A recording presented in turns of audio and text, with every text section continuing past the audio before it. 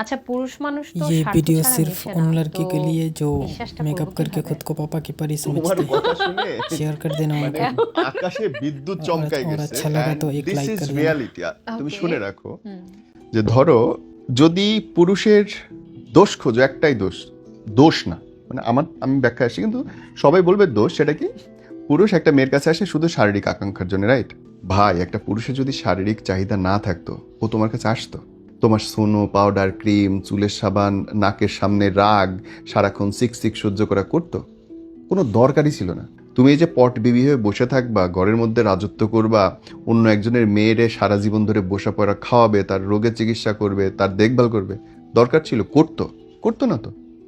পুরুষের শারীরিক চাহিদা আছে বলে পুরো দুনিয়া চলতেছে। এইটাকে ইগনোর ফান না করে এটাকে রেসপেক্ট করো যে তোমার হাজবেন্ড বা তোমার বয়ফ্রেন্ড তোমার সঙ্গে মিলিত হইতে চাইতেছে, এবং শুধু যে মিলিত হইতে চাচ্ছে তা না, তার সঙ্গে সে তোমার সমস্ত দায়িত্ব নিতেছে। 1 ঘন্টা হয়তো সে তোমার সাথে থাকবে, বাকি 23 ঘন্টার দায়িত্ব সে নিচ্ছে। 40 বছর পর্যন্ত হয়তো মিশবে, বাকি 40 বছর 80 বছর পর্যন্ত তোমার দায়িত্ব নিচ্ছে। সেখানে তো শরীর নেই। সো পুরুষকে নিয়ে নিন্দে করা ভাই অনেক সোজা, কিন্তু তার এই চাহিদাটাকে বাদ দিলে পুরো দুনিয়া অচল।